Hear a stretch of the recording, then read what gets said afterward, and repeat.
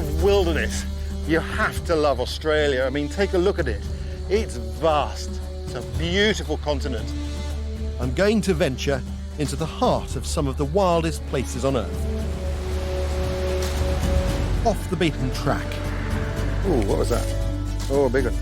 Across the remote outback. Into the big blue ocean. And high over the mountains. Well, it should be a great place to look for eagles. With my team, I'm going to discover the incredible life that thrives here. In all its beauty, variety, I just saw one, and drama. As I travel from the heat of the day, keep moving now, guys, keep moving back, to the cool of the night. This is one of the most incredible sights in nature, across the epic landscapes of the Australian wilderness.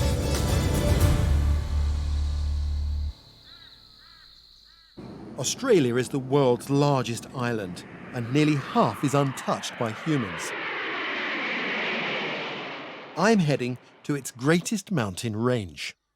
The Flinders Ranges stretch for over 400 kilometres.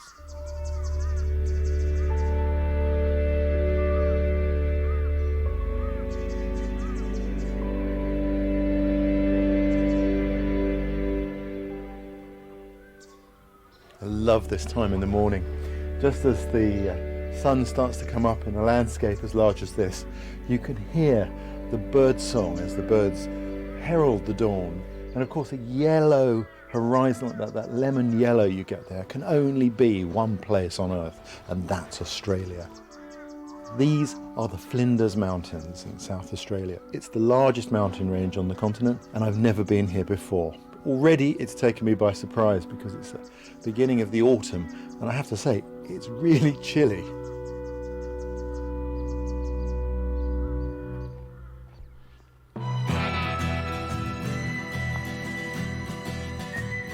The vast rolling grasslands and red mountain ranges make this feel like Australia's very own Wild West. Frontier country, wired together with a pioneering spirit. My trail will take me across these arid grasslands and up to the ridgeline where I'll set up camp for the night. It's a journey that promises me encounters with some of the iconic animals that live here, as well as a bird's eye view of the natural wonders of these mountains. Beautiful colour on the hills. It's a really surprising landscape. It's not like anything I've ever seen in Australia before. It's lovely.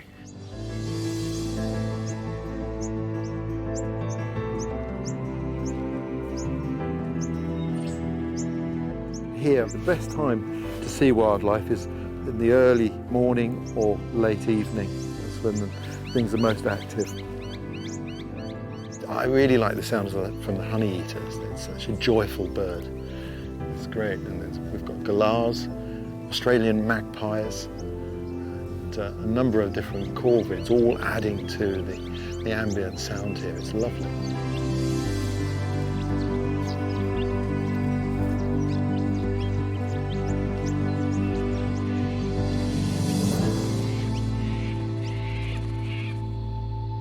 There's a Euro down here. You can see how he's picked up on us now. He's got his ears and his nose pointing this way. Euros are one of the 3 classic kangaroo species that live here that I'm hoping to get a good look at. They're more solitary than other kangaroos, so I'm not surprised to see this fellow out on his own. But this one has sensed us, and he's off. Time to move on. Oh, now that looks interesting. Let's have a look at this. Beautiful feather, and if you look at the end, instead of having the normal shape of a feather, it's kind of truncated. That's an old feather, it's seen a lot of wear. And so the bird has molted, it's removed that. It's quite a downy feather that tells you it's a bird that has to deal with some periods of cold. Beautiful. It's probably from a parrot. There's a lovely parrot here which has got a number 28 because it makes a sound which is similar to Van Wheat in French. That's a real surprise. A little bit of treasure. Travelling through this landscape it's easy to forget that this is actually farmland.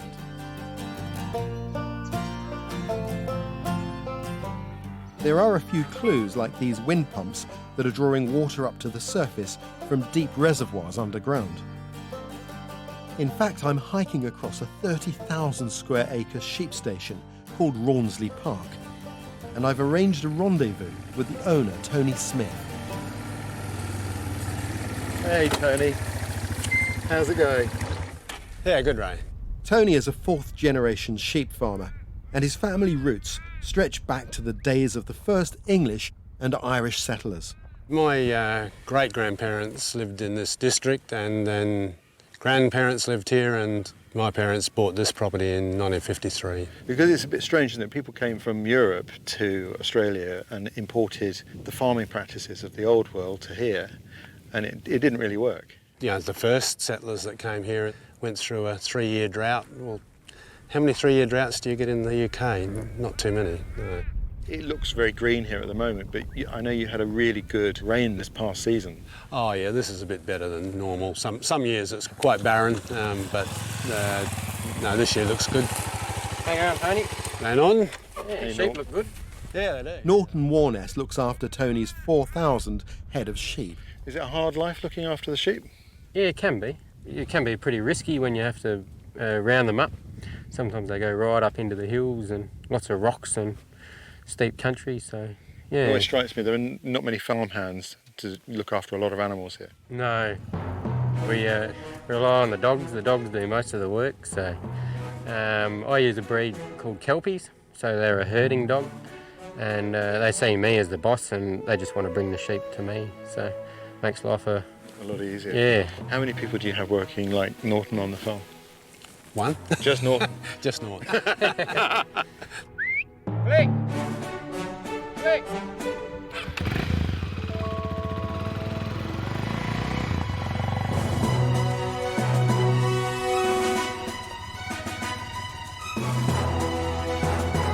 Kelpies are muscular, sharp-eyed and quick-thinking dogs. They're zealous gatherers of livestock. They will circle, poke and nip the animals, herding them for many hours in the heat and dust without giving in. Although Norton's riding a motorbike, not a horse, there's no doubting the pioneering spirit that's still alive here.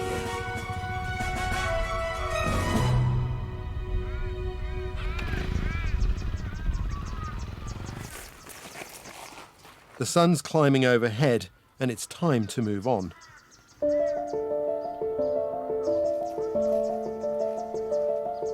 My route takes me out of the grasslands and towards a line of trees where the ground starts to rise into the foothills. With the temperatures climbing into the high 30s, the shade is a welcome relief, and I'm not the only one who thinks so. This here. This is the emu. It's beautiful. Take a look at these amazing birds. Of course, they're flightless. But their feathers, when you look at their feathers on their back, they look like they've got the most perfect central parting. Quite something. A flightless bird may, on the face of it, appear to be vulnerable prey for the taking. But emus have an incredible turn of speed. When they need to, they can run up to 60 kilometres an hour. They blend into the shadows really well. I'm just going to go behind this bush here and look through. Amazing the way they move, picking up the little seeds and things. There are some wonderful illustrations of Aboriginals hunting them in the early days of settlement of Australia. And they take some feathers, disguise themselves as an emu, and they take up this stance like this with their hand as their head, and they carry their spear and spear throw with their toes as they move forwards, perfectly mimicking the movement of the bird. Really skillful. But today, of course, this bird is a lot calmer. No one's going to spear it here. It's a privilege to be able to get this close to one. Lovely thing to see. Well, let's move on and see what else we can find.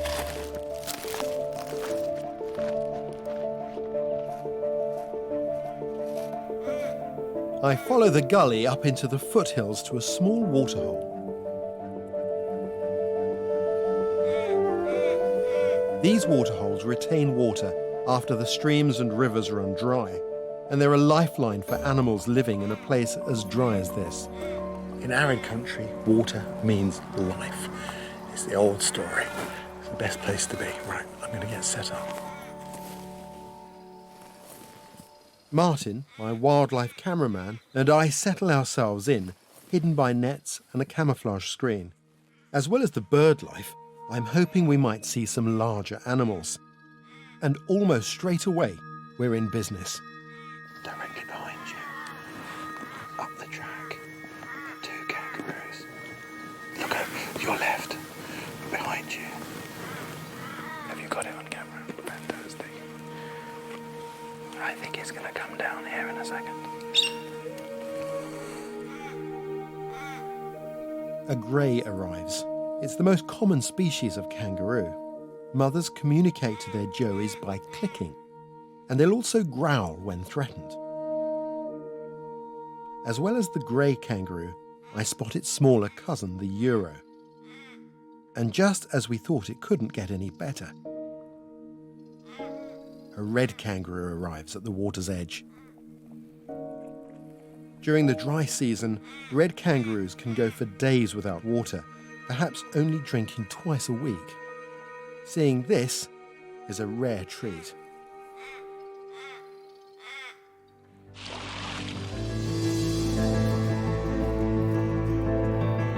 I've been hiking deep into the Flinders Ranges, climbing up from the grasslands into the wooded foothills, but it's time to go even higher. Now, if there's one thing the Flinders is famous for, it's the Wedgetailed Eagles. To see those, I need to go way up into the mountains over there. Now that could be a really long, hot climb, except I'm going to do it the Eagles way. I'm going to fly in that helicopter. Bush pilot Paul O'Brien is going to give me a lift. We'll hop in here, Ray. Yep. And right foot in, just mind as you go.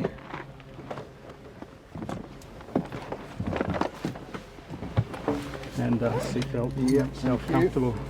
With the helicopter safety, there's no stepping out, no smoking on board. All right, excellent, let's go.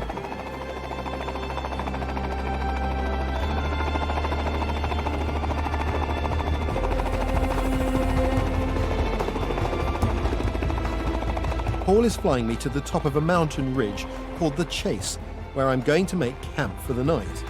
Willpina Pound Whiskey Lima Victor is exiting Idioe Gorge, 2,800.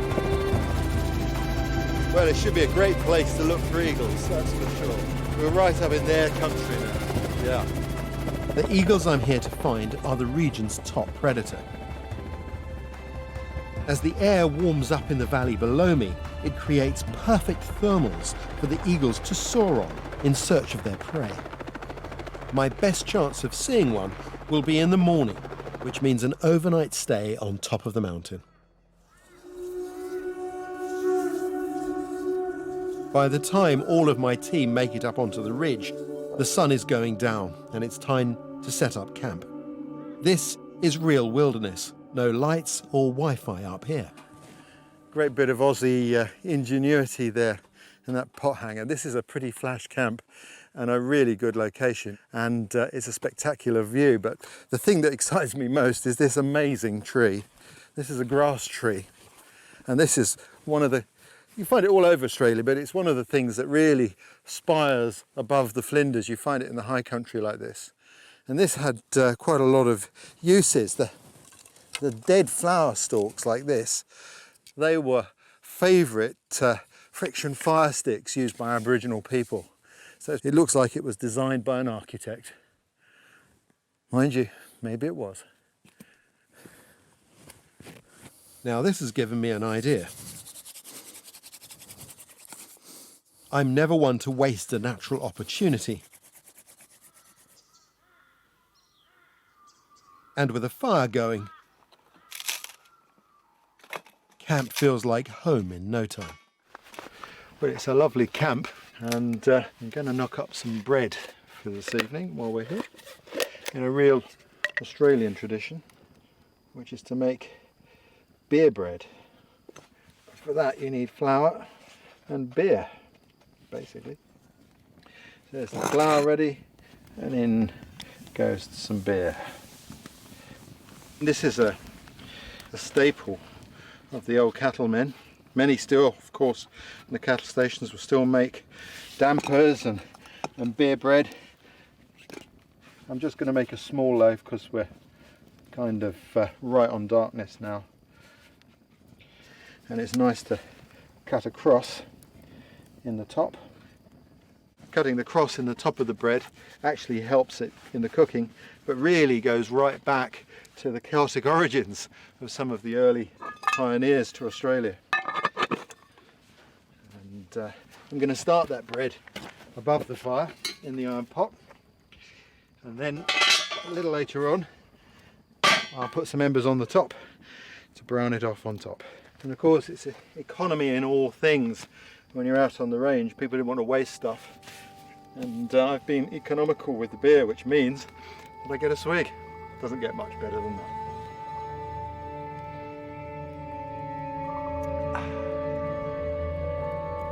After 30 minutes of cooking and just a little drinking, we're in business. Well, it has to be eaten, doesn't it, guys? That is a nice way to finish off the day. Spare drinkum. And after supper, it's time to turn in. We'll have an early start in the morning. Now his ghost may be heard as you pass by that billabong. You'll never catch me alive, said he. There was movement at the station, 'cause the word had passed around. The colt from old regret had gone away.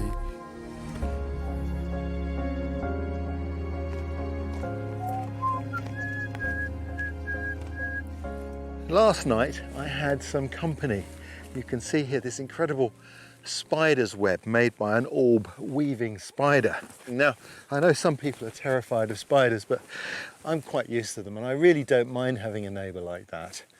Mind you, if you have to get up in the middle of the night for a comfort break and you walk into one of these things, that can give you a little bit of a fright.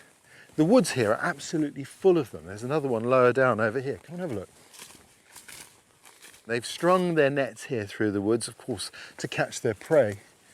And orb weaving spiders are credited with having the strongest spider silk of all of the spiders. And you get a real sense of that here with these amazing aerial walkways they've constructed. It really is incredible. These tiny killers are worth a closer look, whilst my highly trained second pair of eyes, wildlife cameraman Martin, keeps a lookout for a much bigger predator. Get really close to this one, look at that. And the young spider there and the remains of meals. This is the female. And up here is the male, who's a lot smaller, and keeping his distance so that he doesn't become a victim of the female who might well decide to eat him. It's a tough life for a male spider. But I'm here in search of Australia's largest bird of prey, the Wedgetailed Eagle. And we've just spotted one. There it is, there it is, there it is. Just see it there. Here we go. It's a wedgetail. I'm locked on. Wow. Here it comes, coming straight towards us. Fantastic. There's our wedgetail.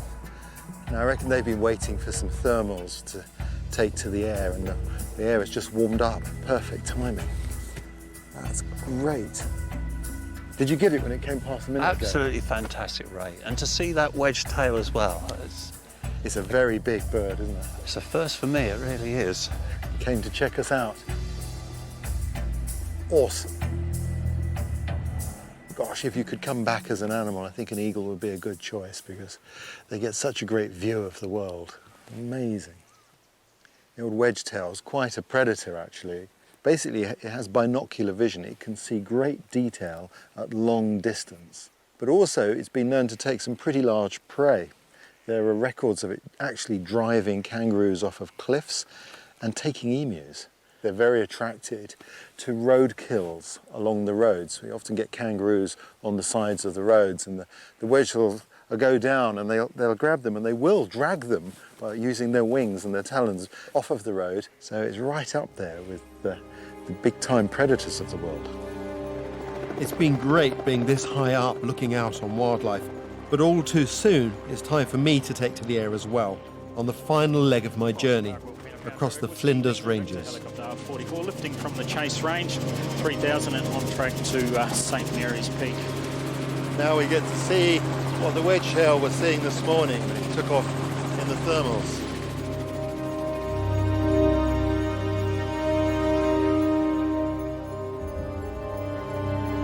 Paul has plotted a very special flight path that's going to take us right over the top of an ancient mountain amphitheatre called Willpina Pound. This is the pound ahead of us.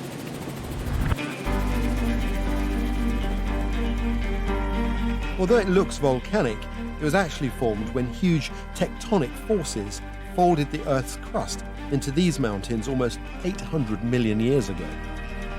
The first sheep and cattle farmers in the area used it as a safe enclosure for their animals, as there were only two ways in and out, through gaps in the rocks. Now we're shortly to enter the pound from one of the natural gaps. And welcome to Willpina Pound. So this is Willpina Pound now. Amazing, and this is where the first white guys in here saw this as a natural place to keep cattle. In the mid-1800s, they brought up far in excess of the amount of animals in here. They had around 8,000 head of cattle, twice as many sheep in here, and in the droughts of the 1860s decimated the countryside here. Sadly, the early settlers didn't understand how unforgiving this land is. They had to learn the hard way. When the drought struck, all the livestock that they'd driven into the pound perished.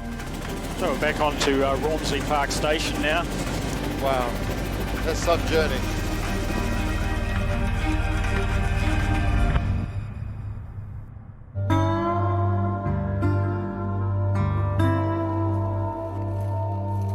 It seems strange to be back on foot here at Rawnsley Park Sheep Station.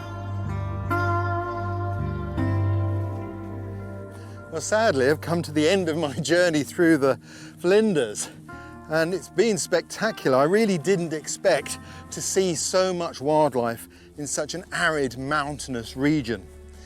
I'm told that Australians become addicted with the Flinders, and I can totally see why. It really is a spectacular place to explore.